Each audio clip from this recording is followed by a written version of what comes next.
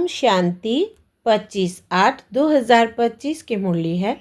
मुख्य रूप से बाबा ने कहा, जो जानते हैं कि ड्रामा अनुसार अब इस पुरानी दुनिया का विनाश होगा, नेचुरल कैलेमिटीज़ भी होंगी, लेकिन हमारी राजधानी तो स्थापन होनी ही है। इसमें कोई कुछ कर नहीं सकता। भल अवस्थाएं नीचे ऊपर होती रहेंगी, कभी बहुत उमंग, कभी ठंडे ठाठ हो जाएंगे। इसमें मूंझना नहीं है। सभी आत्माओं का बाप भगवान हमको पढ़ा रहे हैं, इस खुशी में रहना है। आगे कहा, सदा इसी स्मृति में रहना है कि हम गोपी बल्लभ के गोप गोपियां हैं। इसी स्मृति से सदा खुशी का पारा चढ़ा रहे। अभी तक जो कुछ पढ़ा है उसे बुद्धि से भूल, बाप जो सुनाते हैं वही पढ़ना है। हम भाई बहन हैं, इस स्मृति से क्रिमिनल आई को ख़त्म करना है, माया से हार नहीं खानी है। अब सुनते हैं महावाक्यों को विस्तार से। बाबा ने कहा, मीठे बच्चे, कदम कदम पर जो होता है वो कल्याणकारी है। इस ड्रामा में सबसे अधिक कल्याण उनका होता है जो बाप की याद में रहते हैं। प्रश्न है, ड्रामा की किस नूंद को जानने वाले बच्चे अपार खुशी में रह सकते हैं? उत्तर, जो जानते हैं कि ड्रामा अनुसार अब इस पुरानी दुनिया का विनाश होगा, नेचुरल कैलेमिटीज़ भी होंगी, लेकिन हमारी राजधानी तो स्थापन होनी ही है। इसमें कोई कुछ कर नहीं सकता। भल अवस्थाएं नीचे ऊपर होती रहेंगी, कभी बहुत उमंग, कभी ठंडे ठार हो जाएंगे। इसमें मूंझना नहीं है। सभी आत्माओं का बाप भगवान हमको पढ़ा रहे हैं, इस खुशी में रहना है। गीत है, महफिल में जल उठी क्षमा परवानों के लिए। ओम शांति। मीठे मीठे नंबरवार पुरुषार्थ अनुसार चैतन्य परवानों को बाबा याद प्यार दे रहे हैं। तुम सब हो चैतन्य परवाने। बाप को क्षमा भी कहते हैं, परंतु उनको जानते बिल्कुल नहीं है। क्षमा कोई बड़ी नहीं, एक बिंदी है। किसकी भी बुद्धि में नहीं होगा कि हम आत्मा बिंदी है। हमारी आत्मा में सारा पार्ट है। आत्मा और परमात्मा का नॉलेज और किसकी बुद्धि में नहीं है। तुम बच्चों को ही बाप ने आकर समझाया है, आत्मा का रियलाइजेशन दिया है। आगे यह पता नहीं था कि आत्मा क्या है, परमात्मा क्या है। इसलिए देह अभिमान के कारण बच्चों में मोह भी है, बेकार भी बहुत है। भारत कितना ऊंच था, बेकार का नाम भी नहीं था। वो था वॉइसलेस भारत। अभी है विशेष भारत। कोई भी मनुष्य ऐसे नहीं कहेंगे जैसे बाप समझाते हैं। आज से 5000 वर्ष पहले हमने इनको शिवालय बनाया था। मैंने ही शिवालय स्थापन किया था। कैसे, सो भी तुम अभी समझ रहे हो। तुम जानते हो, कदम कदम पर जो होता है वो कल्याणकारी ही है। एक एक दिन जास्ती कल्याणकारी उनका है जो बाप को अच्छी रीति याद कर अपना भी कल्याण करते रहते हैं। यह है ही कल्याणकारी पुरुषोत्तम बनने का युग। बाप की कितनी महिमा है। तुम जानते हो, अभी सच्चा सच्चा भागवत चल रहा है। द्वापर में जब भक्ति मार्ग शुरू होता है तो पहले पहले तुम भी हीरो का लिंग बनाकर पूजा करते हो। अभी तुमको स्मृति आई है, हम जब पुजारी बने थे तब मंदिर बनाए थे, हीरे माणिक का बनाते थे। वो चित्र तो अभी मिल ना सके। यहाँ तो यह लोग चांदी आदि का बनाकर पूजा करते हैं। ऐसे पुजारियों का भी मान देखो कितना है। शिव की पूजा तो सब करते हैं, लेकिन अव्यभिचारी पूजा तो है नहीं। यह भी बच्चे जानते हैं। विनाश भी आने का है ज़रूर। तैयारियां हो रही है। नेचुरल कैलेमिटीज़ की भी ड्रामा में नूंद है। कोई कितना भी माथा मारे, तुम्हारी राजधानी तो स्थापन होनी ही है। कोई की भी ताकत नहीं जो इसमें कुछ कर सके। बाकी अवस्थाएं तो नीचे ऊपर होंगी ही। यह है बहुत बड़ी कमाई। कभी तुम बहुत खुशी से अच्छे ख्यालात में रहेंगे, कभी ठंडे पड़ जाएंगे। यात्रा में भी नीचे ऊपर होते हैं, इसमें भी ऐसे होता है। कभी तो सुबह को उठ बाप को याद करने से बहुत खुशी होती है। अहो, बाबा हमको पढ़ा रहे हैं। वंडर है, सभी आत्माओं का बाप भगवान हमको पढ़ा रहे हैं। उन्होंने फिर श्री कृष्ण को भगवान समझ लिया है। सारी दुनिया में गीता का मान बहुत है, क्योंकि भगवान उवाच है ना। परंतु यह किसको पता नहीं है कि भगवान किसको कहा जाता है। भल कितनी भी पोजीशन वाले बड़े बड़े विद्वान पंडित आदि है, कहते भी है गॉड फादर को याद करते हैं, परंतु वो कब आया, क्या आकर किया, यह सब भूल गए हैं। बाप सब बातें समझाते रहते हैं। ड्रामा में यह सब नूंद है। यह रावण राज्य फिर भी होगा और हमको आना पड़ेगा। रावण ही तुमको अज्ञान के घोर अंधियारे में सुला देते हैं। ज्ञान तो सिर्फ एक ज्ञान सागर ही बतलाते हैं, जिससे सद्गति होती है। सिवाय बाप के और कोई सद्गति कर ना सके। सर्व का सद्गति दाता एक है। गीता का ज्ञान जो बाप ने सुनाया था, वो फिर प्राय लोप हो गया। ऐसे नहीं, यह ज्ञान कोई परंपरा चला आता है। औरों के कुरान बाइबल्स आदि चले आते हैं, विनाश नहीं हो जाते। तुमको तो जो ज्ञान अभी मैं देता हूँ, उनका कोई शास्त्र बनता नहीं है जो परंपरा अनादि हो जाए। यह तो तुम लिखते हो फिर खत्म कर देते हो। यह तो सब नेचुरल जल कर खत्म हो जाएंगे। बाप ने कल्प पहले भी कहा था, अभी भी तुमको कह रहे हैं। यह ज्ञान तुमको मिलता है, फिर प्रारब्ध जाकर पाते हो, फिर इस ज्ञान की दरकार नहीं रहती। भक्ति मार्ग में सब शास्त्र है। बाबा तुमको कोई गीता पढ़कर नहीं सुनाते हैं, वो तो राजयोग की शिक्षा देते हैं, जिसका फिर भक्ति मार्ग में शास्त्र बनते हैं तो अगड़म बगड़म कर देते हैं। तो तुम्हारी मूल बात है कि गीता का ज्ञान किसने दिया, उनका नाम बदली कर दिया है, और कोई के भी नाम बदली नहीं हुए हैं। सबके मुख्य धर्म शास्त्र है ना। इसमें मुख्य है डीटिज्म, इस्लामिज्म, बौद्धिज्म। भल करके कोई कहते हैं कि पहले बुद्धिज्म है, पीछे इस्लामिज्म। बोलो, इन बातों से गीता का कोई ताल्लुक नहीं है। हमारा तो काम है बाप से वर्षा लेने का। बाप कितना अच्छी रीति समझाते हैं।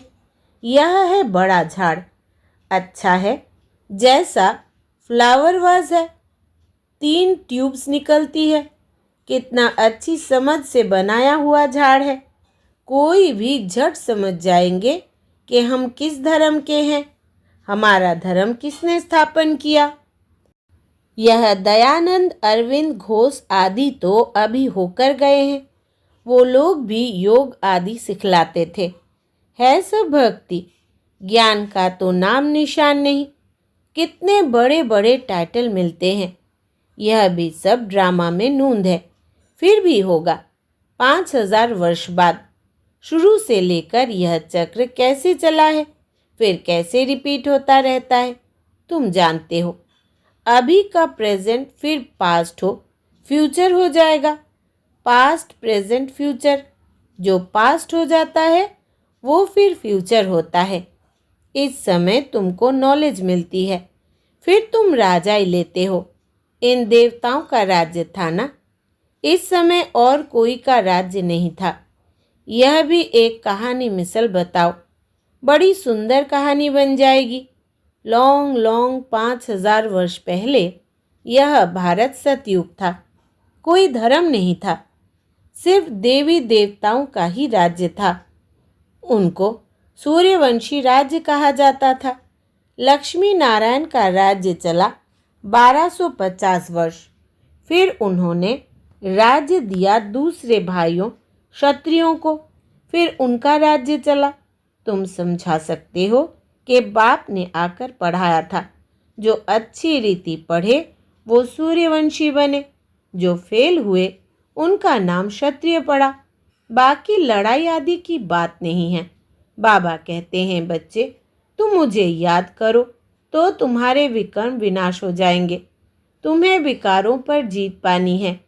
बाप ने ऑर्डिनेंस निकाला है, जो काम पर जीत पाएंगे वही जगत जीत बनेंगे। पीछे आधा कल्प बाद फिर बाम मार्ग में गिरते हैं। उन्हों के भी चित्र है। शक्ल देवताओं की बनी हुई है। राम राज्य और रावण राज्य आधा आधा है। उनकी कहानी बैठ बनानी चाहिए। फिर क्या हुआ, फिर क्या हुआ, यही सत्यनारायण की कहानी है।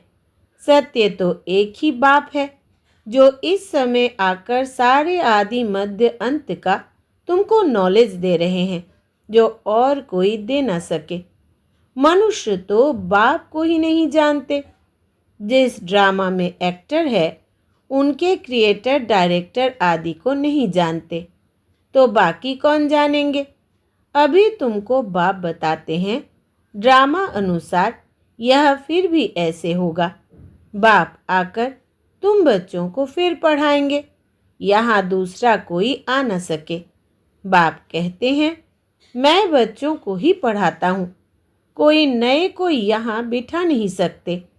इंद्रप्रस्थ की कहानी भी है ना, नीलम परी, पुखराज परी नाम है ना। तुम्हारे में भी कोई हीरे जैसा रत्न है। देखो, रमेश ने ऐसी बात निकाली, प्रदर्शनी की, जो सबका विचार सागर मंथन हुआ, तो हीरे जैसा काम किया ना। कोई पुखराज है, कोई क्या है, कोई तो बिल्कुल कुछ नहीं जानते। यह भी जानते हो कि राजधानी स्थापन होती है, इनमें राजाएं रानियां आदि सब चाहिए। तुम समझते हो, हम ब्राह्मण श्रीमत पर पढ़कर विश्व के मालिक बनते हैं, कितनी खुशी होनी चाहिए। यह मृत्यु लोक खत्म होना है। यह बाबा तो अभी ही समझते हैं कि हम जाकर बच्चा बनेंगे। बचपन की वो बातें अभी ही सामने आ रही है, चलन ही बदल जाती है। ऐसे ही वहाँ भी जब बूढ़े होंगे तो समझेंगे, अब यह वानप्रस्थ शरीर छोड़ हम किशोर अवस्था में चले जाएंगे। बचपन है सतु प्रधान अवस्था। लक्ष्मी नारायण तो युवा है, शादी किए हुए को किशोर अवस्था थोड़ी कहेंगे। युवा अवस्था को रजो, वृद्ध को तमो कहते हैं। इसलिए श्री कृष्ण पर लव जास्ती रहता है तो लक्ष्मी नारायण भी वही, परंतु मनुष्य यह बातें नहीं जानते हैं। श्री कृष्ण को द्वापर में, लक्ष्मी नारायण को सतयुग में ले गए हैं। अभी तुम देवता बनने का पुरुषार्थ कर रहे हो। बाप कहते हैं, कुमारियों को तो बहुत खड़ा होना चाहिए। कुंवारी कन्या, अधर कुमारी, देलवाड़ा आदि जो भी मंदिर है, यह तुम्हारे ही एक्यूरेट यादगार है। वो जड़, यह चैतन्य। तुम यहाँ चैतन्य में बैठे हो, भारत को स्वर्ग बना रहे हो। स्वर्ग तो यहाँ ही होगा। मूल वतन, सूक्ष्म वतन कहाँ है? तुम बच्चों को सब मालूम है। सारे ड्रामा को तुम जानते हो। जो पास्ट हो गया है सो फिर फ्यूचर होगा, फिर पास्ट होगा। तुमको कौन पढ़ाते हैं यह समझना है। हमको भगवान पढ़ाते हैं। बस खुशी में ठंडे ठार हो जाना चाहिए। बाप की याद से सब घोटाले निकल जाते हैं। बाबा हमारा बाप भी है, हमको पढ़ाते भी है, फिर हमको साथ भी ले जाएंगे।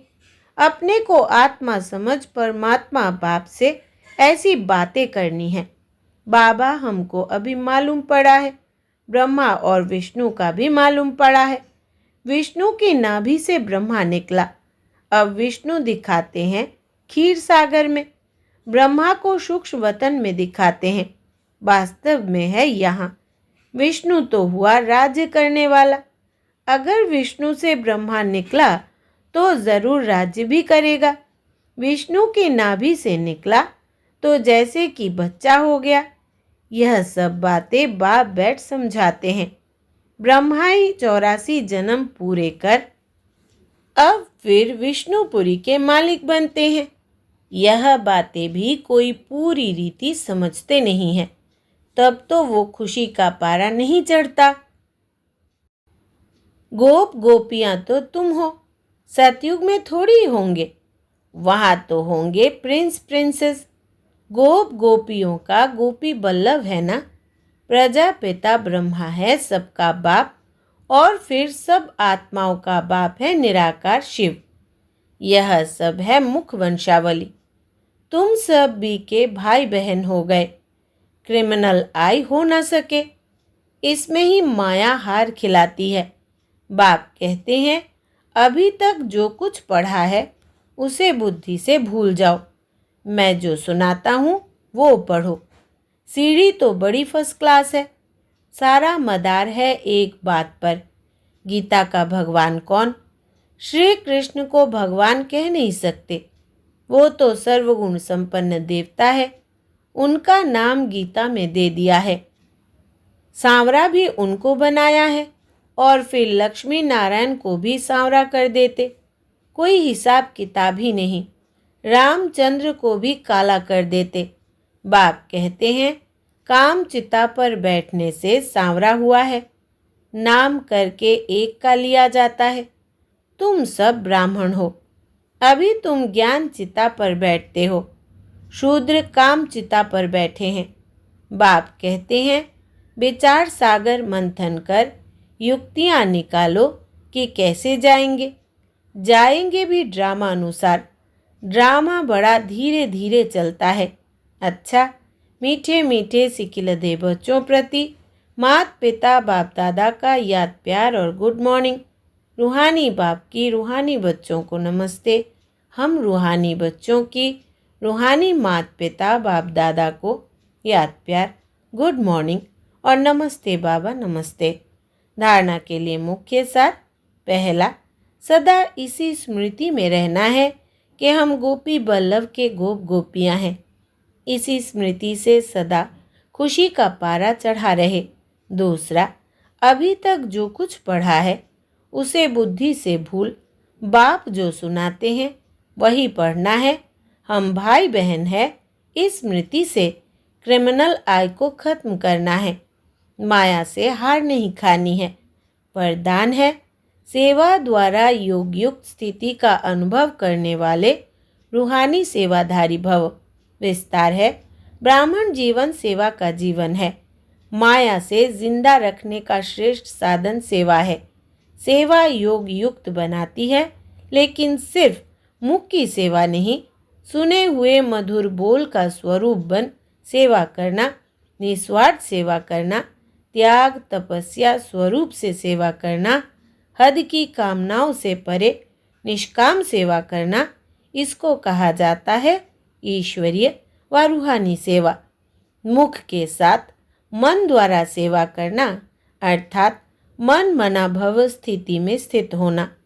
स्लोगन है आकृति को ना देखकर निराकार बाप को देखेंगे तो आकर्षण मूर्त बन जाएंगे। आकृति को ना देखकर निराकार बाप को देखेंगे तो आकर्षण मूर्त बन जाएंगे। अव्यक्त इशारे सहज योगी बनना है तो परमात्मा प्यार के अनुभवी बनो।